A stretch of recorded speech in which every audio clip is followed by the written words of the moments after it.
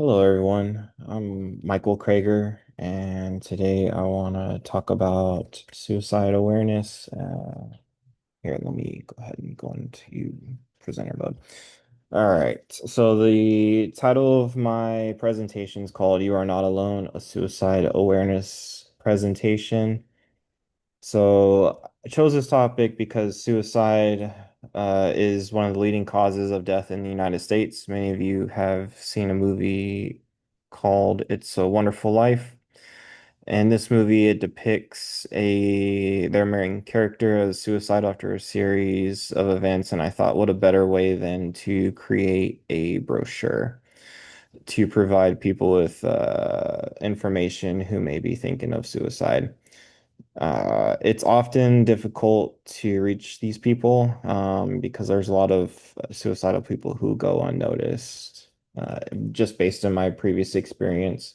And then throughout this presentation, I might be calling them patients just because of my background in medicine. So with that, let's go ahead and get started.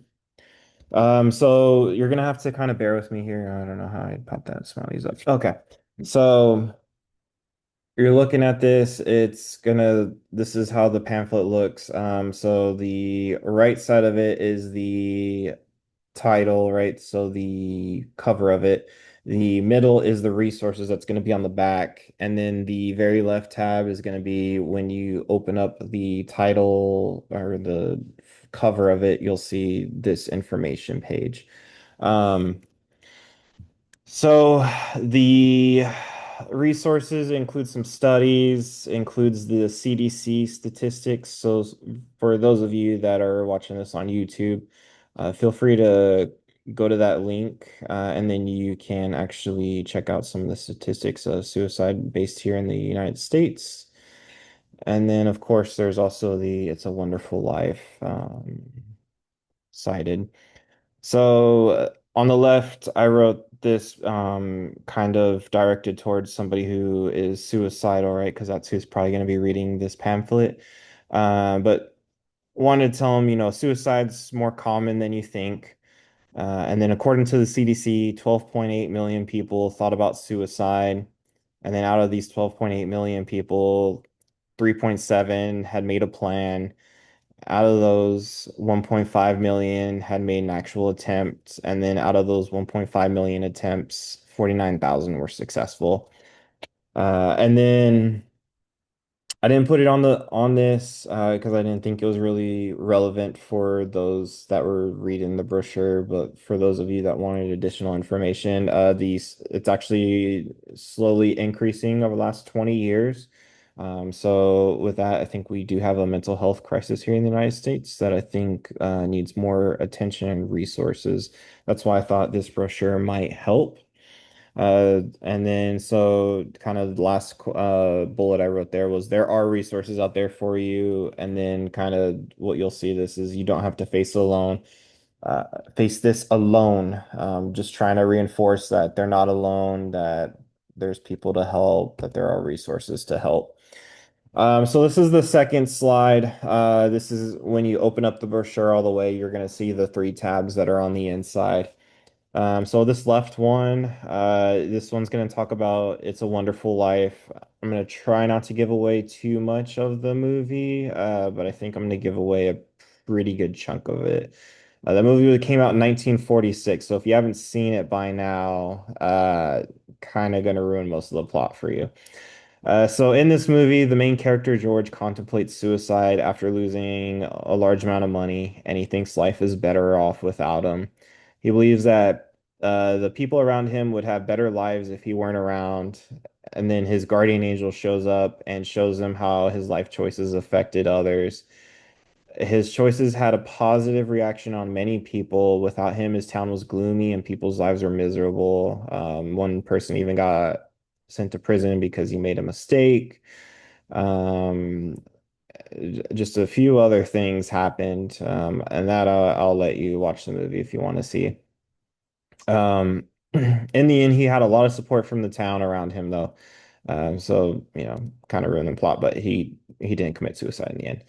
So, and I kind of wanted to point that out is he did have support from the town. So he had support from his not only his family but the town around him. Support, right? So that's the important thing for people who are suicidal to have a support system around them. So this next tab is going to be why are you feeling this way?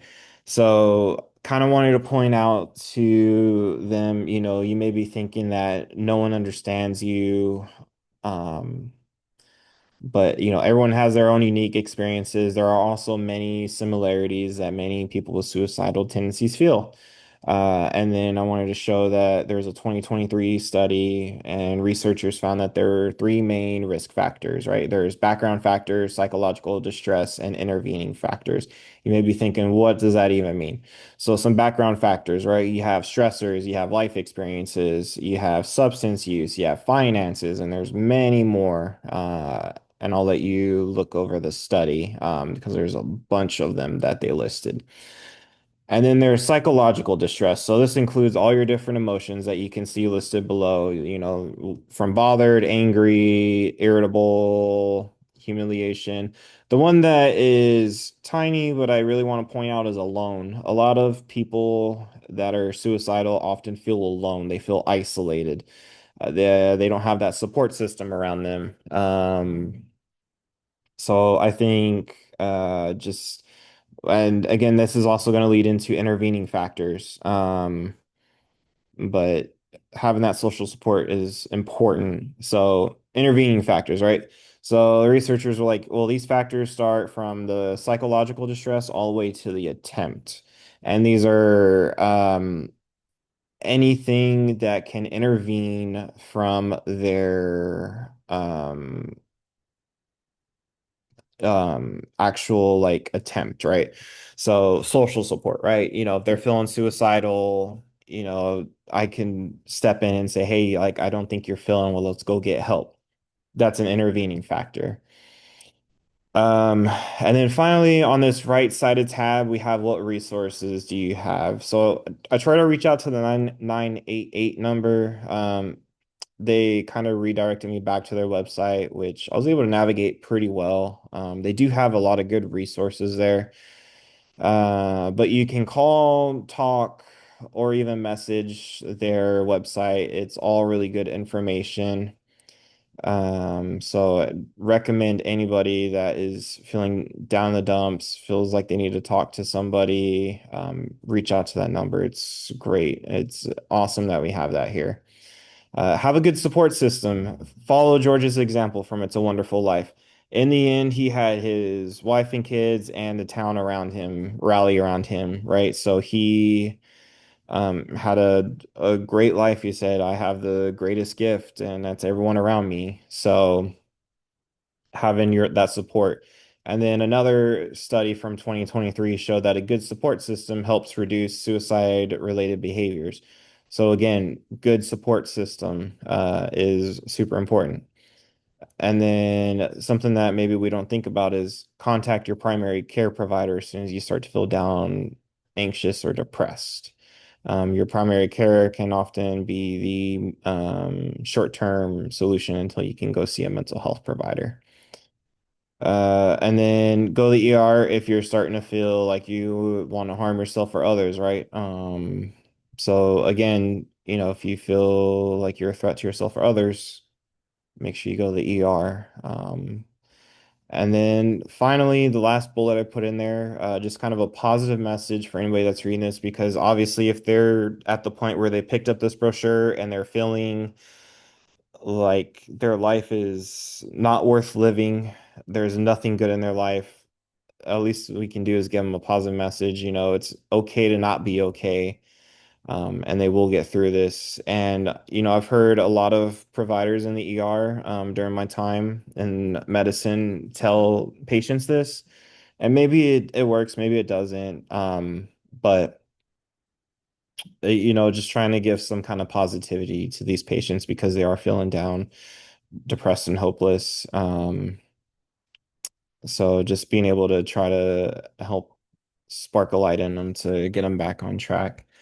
And that is all I have. I want to say thank you so much for listening to my presentation, and that is it. Thank you.